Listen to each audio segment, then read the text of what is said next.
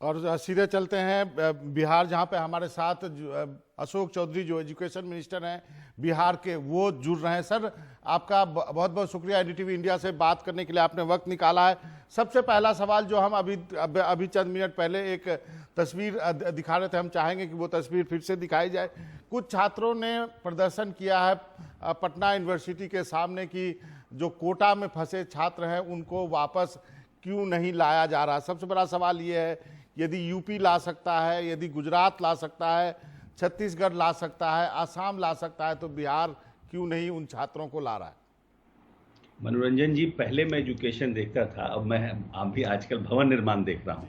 और जहाँ तक आपका सवाल है कि ये कोटा के छात्रों को बिहार वापस लाने का, तो हम स्पष्ट रूप से, हमारे मुख्यमंत्री जी ने भी कल प्रधानमंत्री जी के से जो बातचीत हुई थी उसमें उन्होंने स्पष्ट रूप से कहा है कि जिस तरह से भारत सरकार ने गाइडलाइंस जारी किया है, उस गाइडलाइंस में स्पष्ट रूप से लिखा है कि इस गाइडलाइंस का वायलेशन नहीं होना चाहिए और स्टेट जो है फर्दर इसके ऊपर और स्ट्रिक्ट रहे।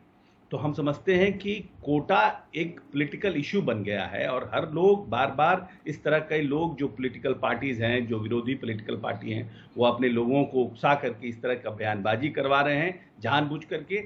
जबकि लॉकडाउन में हमेशा नीतीश कुमार जी ने, बिहार के मुख्यमंत्री जी ने इस प्रदेश में जो भी कानून बनाया है वो यूनिवर्सल कानून बनाया है। आप कोटा की बात करते हैं, बिहार के बच्चे महाराष्ट्र में हैं, बिहार के बच्चे उड़ीसा में हैं, महाराष्ट्र के बच्चे पुणे में हैं, बॉम्बे में हैं, वेस्ट बंगाल में हैं। तो अगर हमें पॉलिसी बनानी होगी तो हमें यूनिवर्सल पॉलिसी सबके लिए बनानी होगी। और हमारे अभी जो हम लोगों ने गरूर मैप लॉन्च किया है उसमें लगभग 25 लाख मजदूरों ने अपने आप को रजिस्टर कराया है, जिसमें लगभग 19 लाख लोगों को 1,000 रुपए का जो सहायता राशि दी जा रही है वो दी जा चुकी है और बाकी लोग पाइपलाइन में, तो उनको भी लाना पड़ेगा। अशोक सर, माफी चाहता हूं, मेरा सवाल फिर वही है कि ऐसा क्यों है कि कुछ राज्य को अलाउ किया गया है, उत्तर प्रदेश वाले ले आते हैं, गुजरात वाले ले आते हैं, असम वाले ले जाते हैं, लेकिन कुछ राज्य नहीं कर पा रहे हैं। तो ये तो दो तरह की नीति हो गई ना सर? नहीं, दो तरह की नीति। एक है कि उन्होंने सेंट्रल के गाइडलाइंस को फॉलो किया, जो सेंट्रल ने 2014 तारीख को जिन्होंने एक नया गाइडलाइंस भेजा है, उस गाइडलाइंस को आप पढ़िए। उस गाइडलाइंस में क्या लिखा है, सेंटर ने क्या लिखा है। अब कुछ लोग अपने राज्य, दो राज्य आपस में बीच में कुछ करके बात करके अपने लोगों को बुला लिया, that is a different thing. मगर वो है कि अभी के समय में अगर कोरोना वायरस के चेन को ब्रेक करना है तो हमें जो लॉकडाउन का है उसको वो हमारे बच्चे नहीं हैं, वो हमारे यहाँ वोटर्स नहीं हैं, उनके माता पिता यहाँ वोटर नहीं है, हमें उनकी चिंता नहीं है। हमें भी उनकी चिंता है, लेकिन उससे ज्यादा समस्या यह है कि कोविड-19 के चेन को हम कैसे ब्रेक कर सकते हैं, कैसे हम ब्रेक करें।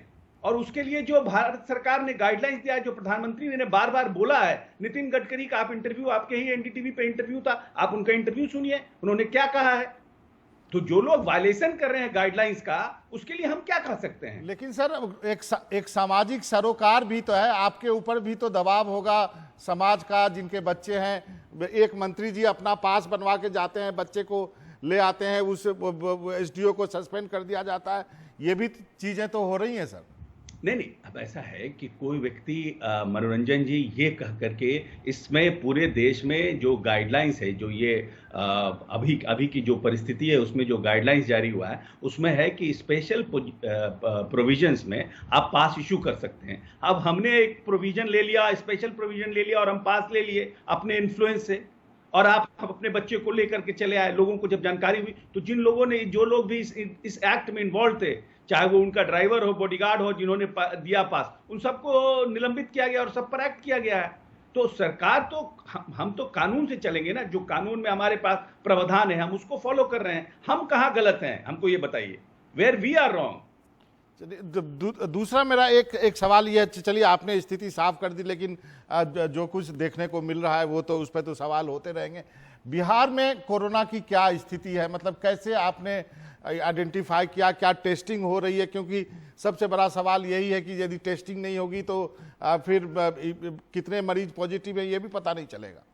नहीं, हम समझते हैं कि जो अभी हम लोगों के पास शुरू में तो सिर्फ एक ही था, ये एनएमसीएच में जो हम लोगों का जांच का था, लेकिन हम सरकार ने 4 जगह अभी जांच का जो अपना दायरा है पिछले 10-15 दिनों से उसको बढ़ाया है, स्ट्रेंथ को बढ़ाया है। पिछले अगर इनिशियल स्टेज में आप कोविड-19 का देखिएगा तो हमारे यहाँ टेस्टिंग कम थे, अब टेस्टिंग का कैपेसिटी हमारा बढ़ा है। तो हम समझते हैं कि हम लोग उसको पूरी तरह से देख भी रहे हैं और टेस्टिंग करा भी रहे हैं और पूरे चेन को हम लोग मेंटेन कर रहे हैं, पूरा स्ट्रिक्ट उसको फॉलो कर रहे हैं। हम समझते हैं कि जो बाकी या एक बात ये है कि शुरू में बिहार में कोविड-19 के केसेस बढ़े नहीं थे, तो जो विदेश से लोग आए थे उन लोगों ने कुछ फैलाया, फिर बाद में कुछ एक विशेष जो संप्रदाय के लोग थे उनका कुछ उससे कुछ बढ़ गया।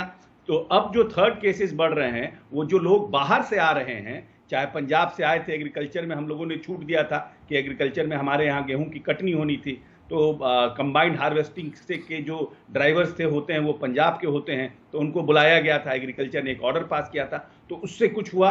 फिर कुछ लोग इक्का दुक्का छुप छाप के चले आ रहे हैं, कोई बॉम्बे से एम्बुलेंस लेके चला आया, उससे बढ़ गया, कुछ इस तरह के केसेस बढ़ रहे हैं। लेकिन फिर भी हम लोग पूरी तरह से हम समझते हैं कि बिहार अभी तक कोविड-19 के मामले में नियंत्रण में है और सरकार और हमारे माननीय मुख्यमंत्री जी बड़ा क्लोज मॉनिटरिंग उसको कर रहे हैं, हर एक इंडिविजुअल का चेन को चेक कर रहे हैं और दिशा निर्देश जारी कर रहे हैं। इसलिए हम समझते हैं चिंता की भी कोई बात नहीं है। तो सरकार में क्या राय है सर, बिहार सरकार में लॉकडाउन 3 तारीख के बाद बढ़ाया जाना चाहिए, क्योंकि आर्थिक जो स्थिति है उसको भी आपको ध्यान में रखना होगा, रेवेन्यू नहीं है स्टेट के पास, केंद्र के पास, आपको हाथ फैलाना ही है, कैसे करेंगे?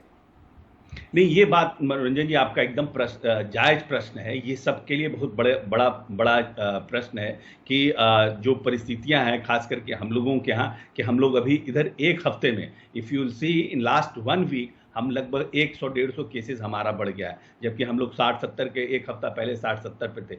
लेकिन जो परिस्थितियां हैं लॉकडाउन का, उसमें क्योंकि हम एग्रीकल्चर बेस्ड स्टेट हैं और हमारे यहाँ एग्रीकल्चर से बहुत से, इसीलिए माननीय मुख्यमंत्री जी ने 20 तारीख के बाद उसके आसपास उन्होंने कुछ चीज़ों पे 4 सेक्टर्स में उन्होंने छूट दिया था।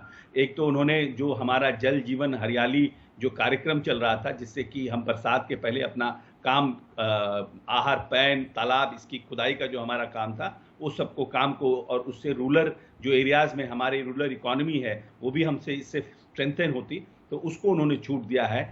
हमारे यहाँ इरिगेशन का बाढ़ का एक हमेशा समस्या रहता है कि बिफोर रेन हम लोग जो बाढ़ निरोधक कार्यक्रम जो करते हैं उस पर उन्होंने छूट दिया है। और दूसरा है नल जल जो हमारी योजना है प्रदेश में, उसको भी स्टार्ट करने के लिए कहा है, क्योंकि जब गर्मी शुरू होगी तो पानी की परेशानी नहीं हो, तो रूरल इकोनॉमी को स्ट्रेंथन करने के लिए माननीय नेता ने, मुख्यमंत्री जी ने इस प्रदेश में उन सब कामों को छूट दिया है। और हम समझते हैं 3 के बाद जो जनरल राय है लोगों में, जो हम सोशल सेक्टर्स, पॉलिटिकल सेक्टर्स और जो लोगों से बात करते हैं, हमको लगता है लोगों की सबकी इच्छा है कि फेज वाइज इसमें छूट हो और धीरे धीरे इसको नॉर्मलसी की तरफ ले जाया जाए। एक और सवाल उठता है कि जो बड़ी संख्या में इस पूरे त्रासदी ने यह भी दिखला दिया कि सबसे बड़ा जो विक्टिम है, सबसे बड़ा जिसको मार लगी है वो मजदूर हैं, और बिहार से इतना माइग्रेशन हुआ है और वो रिवर्स माइग्रेशन बिहार में हो रहा है, उस फ्रंट पे आप क्या कुछ कर पा रहे हैं, क्योंकि अभी भी मजदूर बहुत जगह फंसे हुए हैं? नहीं, देखिए मनोरंजन जी, मजदूर फंसे हुए हैं, ये एक इश्यूज लोग बना रहे हैं बार बार कि माननीय नीतीश कुमार उन मजदूरों को लाना नहीं चाहते।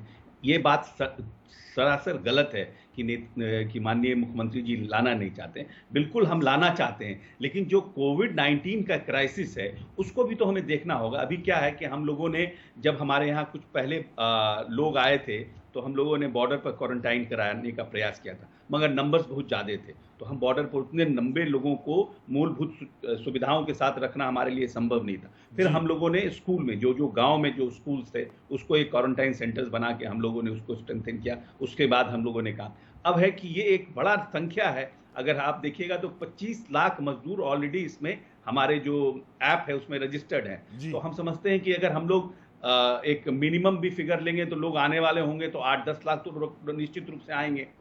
तो ये 8-10 लाख लोग जो आएंगे उनके लिए हमें फिर क्वारंटाइन सेंटर बनाना होगा, रखना होगा। तो प्रखंड स्तर पर हम लोग हर जगह, हर एक ब्लॉक में करीब 6 से 7 हजार लोगों को रखने का, पहले ब्लॉक में, फिर उसके बाद जो हमारे पंचायत में स्कूल हैं उसमें हम लोग करने का प्लान गवर्नमेंट कर रही है, कि जिससे कि हम लोग इस जो आने वाले मजदूर हों उसकी हम लोग भी लड़ाई मजबूती के साथ लड़ सकें। जी सर, आपका बहुत बहुत शुक्रिया सर, आपने इस शेड्यूल में भी वक्त निकाला। देखते हैं कि बिहार इस कोरोना की लड़ाई को किस ढंग से, किस सफलतापूर्वक लड़ पाता। आपका बहुत बहुत शुक्रिया।